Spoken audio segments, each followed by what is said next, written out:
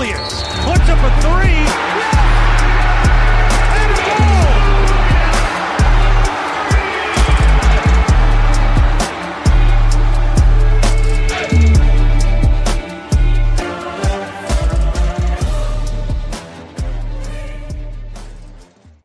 Bearcat Blitz, jam-packed Bearcat Blitz show for everybody on this Tuesday, April 22nd.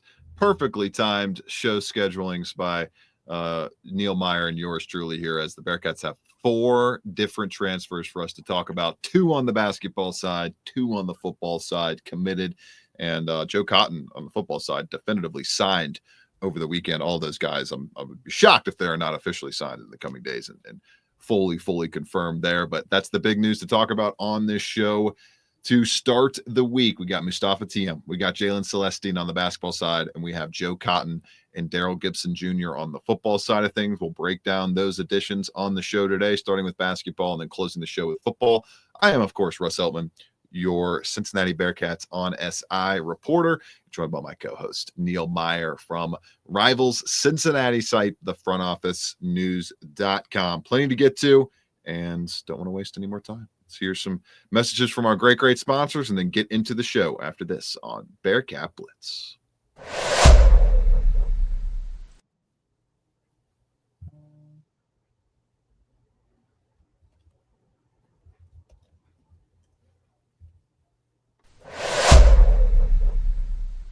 Bearcat Blitz, checking us out wherever you get your podcasts or on YouTube. Talking Cats with Russ Heltman. Thank you to everybody for subscribing, rating, and reviewing and supporting the show any way you have done so. Neil, starting with basketball, just like what we talked about last week, being surprised if at least one of these guys was not committed and news came down in the ensuing days. Well, that has come to fruition. Mustafa Tiem and Jalen Celestine joining the Bearcats basketball ranks. UC basketball, Neil, now up to 11 scholarships out of a possible 15. So we might see maybe one more big addition, I would maybe expect one more guy that will be a full threaded force in the rotation, a full part of the rotation, maybe one more of those additions, but they might be ultimately done, Neil, with the big additions, and it could be a deep down the bench rotation piece or just walk-ons to add into this group that I think has definitively 7, 8, maybe 9 guys, depending on how the freshmen pan out and how Tyler McKinley's health pans out, that could be strong rotation pieces for this team, not only in the non-conference, but maybe finally a strong rotation in the conference play slate. Yeah. Overall, Russ, it's a great thing to note, too, that this is the first year in the NCAA where essentially there are no walk-ons, right? The scholarship limit goes to 15, so everybody on the team is going to essentially be on a scholarship. So that is a good talking point into this episode as well, especially with 4 open spots for Cincinnati, but breaking down the news that you can still have walk-ons, though, right? Everybody on the roster doesn't have to be scholarship. But you have up to 15 scholarship spots. Yeah. And Neil, I would be shocked if they use that many because there's not enough playing time for 15 scholarship caliber roster guys to play in college basketball. It's just right. You can't find the minutes in a 40-minute timeline. Especially when you have the college landscape at NIL and whatnot as well. So overall, there's a lot to talk about on that aspect. But breaking down the news that transpired over the weekend, Russ, let's start with Mustafa Tiem. That is the big time splash that Cincinnati was desperately needing in the transfer portal. I know there was a lot of rumblings over the last few weeks. Tiem was on campus this weekend where he sealed the deal and announced his commitment to Cincinnati. But overall, Russ, that is a huge addition for Wes Miller in Cincinnati. And the reason being is you simply only had one true front court player in Tyler McKinley, 2, and then Halvin DeZellet, which as of right now, Russ, it's appearing Halvin DeZellet will be staying at Cincinnati despite the departure of Drew Adams, with the transfer portal closing here in about 11 hours tonight at midnight. So it's going to be David Thomas definitively a part of the team, it looks like. He hasn't made an official return post on social media, but has not entered the portal. And as you mentioned, Neil, it's closing up here in less than 12 hours. Correct. And anytime you can add a player in Mustafa Thiem, who Russ at 17 years old, 7'2", averaged nearly 11 points per game, 7 rebounds, 3 blocks roughly, and shot nearly 50% from the field at 17 years old is a huge addition to this program, especially when you have no proven front court player on Cincinnati's current roster after Aziz Bandaogo departures for his pro careers, wherever that might be, and then you lose Arrington Page to the transfer portal. Cincinnati lacked front court help last season, and Mustafa Thiem brings everything that Cincinnati was looking for, right? You get your shot blocker, you get your big front court player who is known to block shots. He had 8 blocks in a game versus Kansas State last year, a near triple-double in that game for Thiem.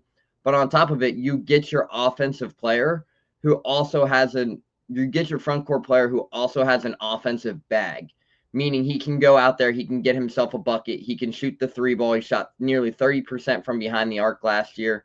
So overall, you have your big-time player in the front court there, and it's worth noting, Russ, too, that Thiem probably could have gone to the NBA draft this year if he wanted to, but he actually could not go despite playing 1 year in college basketball because he simply doesn't meet the age requirements. He does not turn 18 till later this year. And Russ, you look down at mock drafts, there's a lot of mock drafts for next year that have Thiem as a potential late first rounder, early second rounder. But if he has a big season here in Cincinnati, Cincinnati could be looking at potentially 2 first-round draft picks depending how the situation goes with Sean Abayev. That they could, Neil. Yeah, he's hovering right around the first few picks in the second round, last few picks in the first round range, according to the 2026 NBA mock drafts that are out right now. And actually, I just looked it up on UCF's website. It's fantastic, Neil. They actually have Mustafa Thiem saying his name on a clip on the site. That's the first time I've ever seen that from a college athletics website. So we love that out of them, and we can officially note Mustafa Thiem is how you pronounce it, because I was screwing it up and so was Neil. Now we get it completely right there. Jalen Celestine, that one I think we're pretty strong with going into his tenure with the Bearcats. But tying a bow on Mustafa, Neil, he's not going to bring a lot of post-up acumen. That's the one weakness that you have with Mustafa, but you don't really look at that as a weakness on this roster right now, Neil, because what did they do to supplement that in the front court? They're pairing him with a guy in Jalen Haynes, who that's his basically entire bag, is scoring out of the post, his post up ability, his ability to spin out of the post, his ability to put the back to the basket and be able to operate off his dribble with his back to the basket near the rim. So if you got Haynes doing that down low, and you got the length and shot blocking and rebounding ability of Mustafa Thiem on the outside near the baseline, in the corners, at the above the break 3 spots, for him to take what I would expect, Neil, maybe 3 attempts a game bumped up to this year. I think he took nearly 83s last year. I would expect that to be near the triple digits this coming season, given how I expect the Bearcats to utilize Thiem as a big, rangy stretch 4 and have Haynes kind of as the big man in the middle, more of a 5 center closer to the basket position on offense. It's just I said I wasn't going to do it, Neil. I'm not going to let myself get sucked in to believing and putting in major hope for this program to do serious things in March until I see what they look like in the first few weeks of January. But so far, Corey Evans and Wes Miller are making it very difficult, given how well this roster, I think, is being constructed. When you think about the fact that you have a guy in Kirk Carissa who could really set up Jalen Haynes in the front court, who could really set up a guy like Mustafa Thiem, who doesn't create a lot of his own actions, Neil. He doesn't create a lot of his own off the dribble stuff. He doesn't create a lot of his own, as you would expect. You wouldn't expect a guy of his size and the position he plays to be able to be the focal point and the hub of the offense, like a point center, so to speak.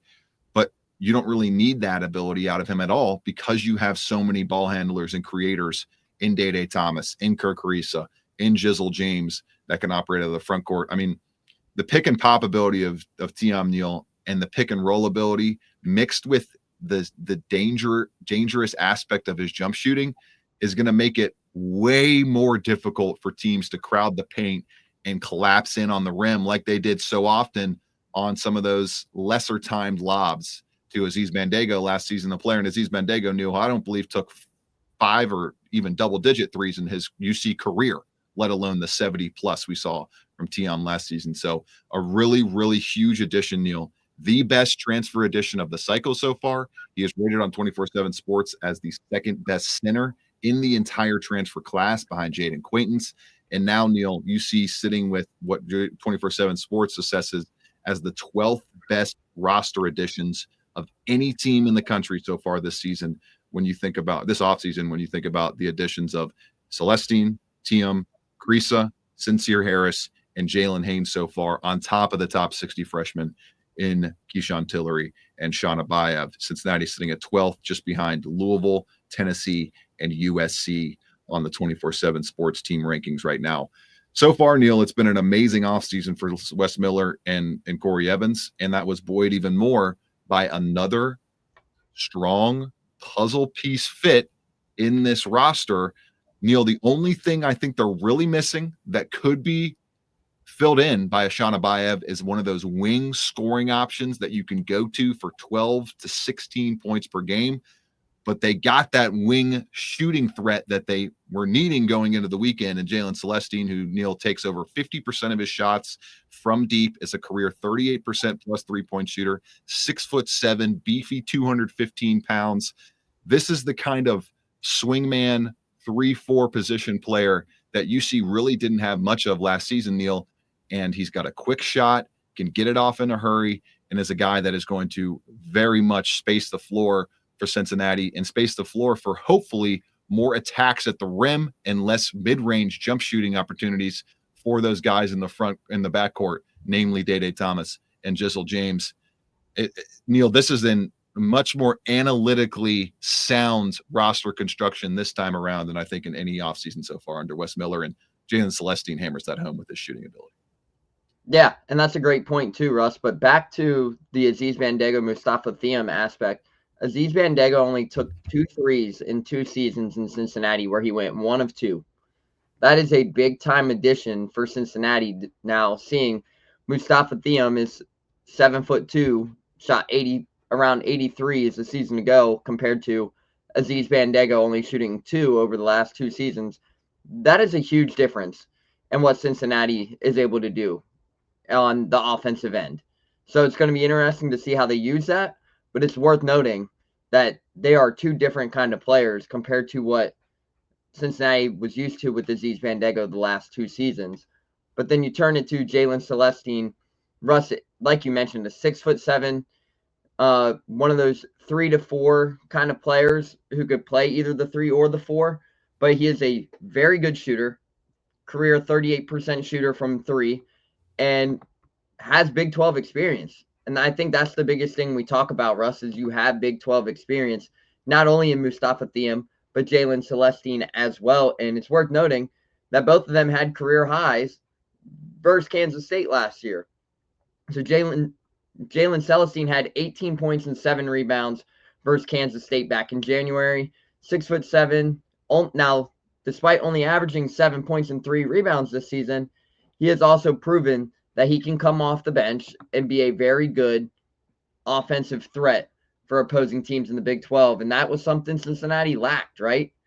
Last year, Simas Lukosius kind of fell off his conference play. Did they really have anybody, Neil, that could hit a 3 consistently off the bench? No. I mean, Day for a time, but Day became a starter. So eventually that was gone. Yeah, they did not. Cincinnati did not have the ability for someone to come off the bench and knock down a shot when needed. Tyler Betsy a little bit, but too few and far between to really say that was consistent. And CJ Frederick was always banged up. Yeah. Dan Skillings kind of had his injury kind of halt some things, and he kind of teared off towards the end. Simas Lukosius just teared off. Cincinnati just missed the big playmaking ability off the bench, and Jalen Celestine could come in and knock one down if you need it. And he's proven that after starting his career at Cal. He's proven that at Baylor. So he's got the experience. And not only that, it's a big-time veteran addition for Cincinnati. And you look at how this roster is tiering out, Russ, they're loading up with veteran players. Kirk Carissa, a 6-year player. Jalen Celestine, a 5th-year player. Mustafa Thiem, a 2nd year. Day Thomas, now a 3rd year. Jizzle James, a 3rd-year player. They are loading up. Jalen Haynes, a 4th year. They are loading up on guys with veteran playing experience, which is something you desperately needed as you make this jump into year 3 in the Big 12. And they're sprinkling in some of those high ceiling young guys as well, Neil, like a Tiem, like a Shanabayev, like a Keyshawn Tillery, where sure, you're not expecting those Tiem, you're expecting huge things out of. You're expecting him to be one of the focal points and one of the most important players on the team for sure, given what he did as a freshman at UCF. But there's not a massive, they've lessened some of the scoring pressure and the overall impact pressure off of guys like Shanabayev especially, and a Keyshawn Tillery. And Neil, Jalen Celestine, he could be kind of just a souped up, more developed, more advanced version of Josh Reed this season for Cincinnati. When you think about the role that Josh Reed played last season, and I think Jalen Celestine could play a similar role where if you need him to start, he can do that. If you need him to play bigger minutes off the bench, he can do that. If you need him to take maybe a little bit of a back seat in some certain matchups, that can happen as well. He's a guy that can do a whole lot for this roster and this program. So 2 huge additions for the Cincinnati Bearcats basketball program, 4 open roster spots in terms of scholarships left. I think they're going to add a couple more guys, definitely at least one more guy to the mix here on top of any other walk-on additions as well. Moving to the football side of things, as spring football wrapped up last week, we'll get to Joe Cotton and Daryl Gibson's addition to the roster after these messages on Bearcat Blitz.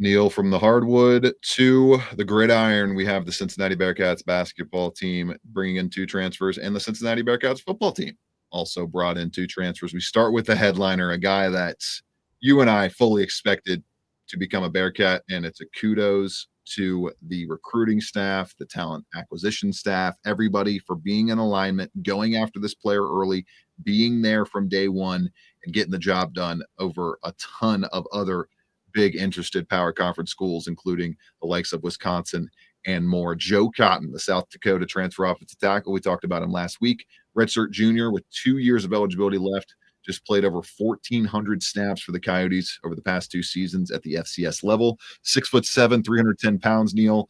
Highly sought after from power conference schools. No big digging needed to see why at 6'7", 310 pounds, 81.1 Pro Football Focus grade last season. He should be Cincinnati's immediate starter at left tackle going into this season. And now, Neil, you really just have to figure out the best of the bunch from a group of 3, 4, maybe 5 guys to line up at right tackle. Left tackle to me is put the nail in the coffin. That one's sealed. Yeah, no, absolutely, Russ. And it's interesting you noted that because we talked on Friday of last week about the impact of what Joe Cotton could bring to this offensive line, knowing that he was going to be on campus. And after what we saw in the spring game, Russ, they desperately needed to go out and get another offensive tackle. That left tackle position was the key thing that probably all of us media reporters noted during that spring game. And what did they do? They go out and land probably one of the top 5 players available in the transfer portal in Joe Cotton. And not only that, Russ, but he is a massive specimen that you add to that offensive line. Not only has he bring that 1,400 snaps of playing experience, but you look down, he is 6'7", 315 pounds.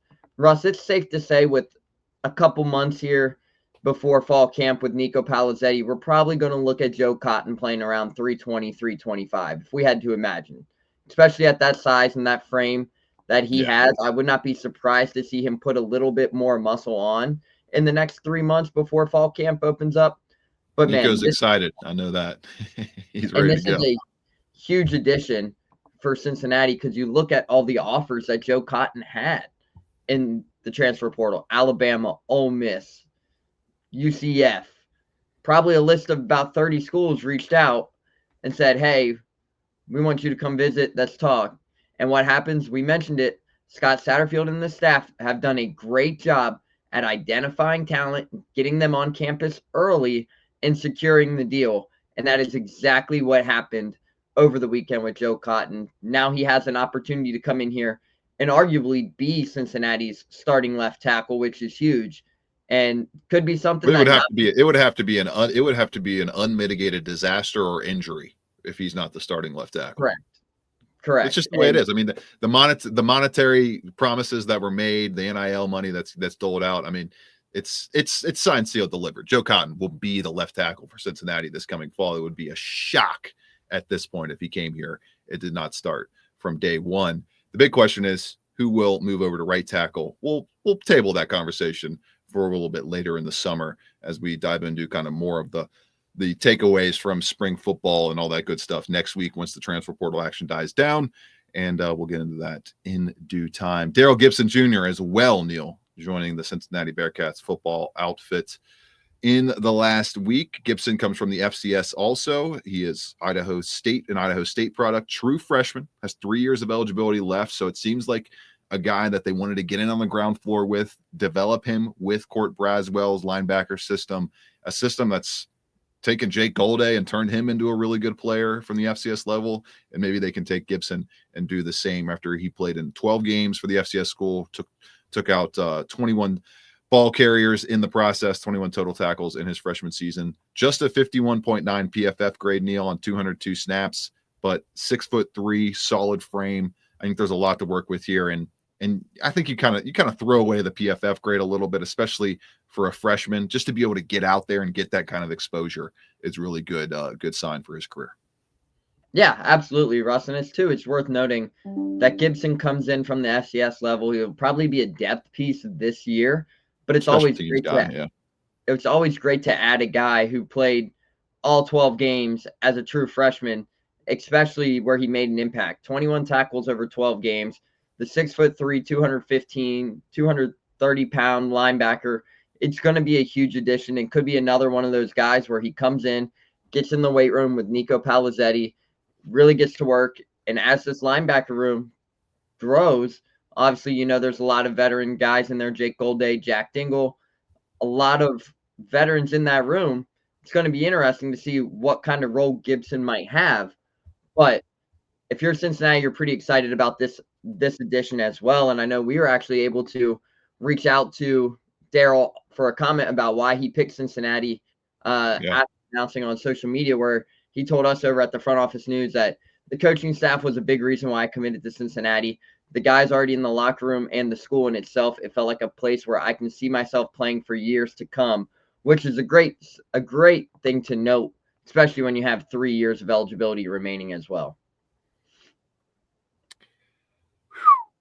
Big flurry of news over the last few days. It was a lot of fun as we wait to see what Daryl Gibson can do along with Joe Cotton. Their season upcoming a lot faster than the Bearcats basketball team. August 28th, the big kickoff date for Cincinnati Bearcats football. We are a little over 4 months away, 3 months away roughly from the start of the season. Should be a lot of fun. Cannot wait to get to fall camp and all that good stuff. It'll be here before we know it. In terms of Daryl Gibson, one other note, a strong kind of forward-thinking addition, I think, from this staff when you look at the fact that Jack Dingle, Jake Golday, seniors wrapping up their time with the program this coming season, and then you got the next breed of linebackers led by Jonathan Thompson, Sincere Lewis, Monte Weed, and Simeon Coleman, Brian Sims III. Daryl Gibson can get his name into the mix there and become part of the next slate of linebackers to take the baton from Jack Dingle and Jake Golday. For Neil Meyer, I'm Russ Heltman. This has been Bearcat Blitz on the Believe Network. We'll talk to y'all again later on this week. This is the second. 15 seconds left. Shot clock off. 4-point game. DeJulius puts up a three.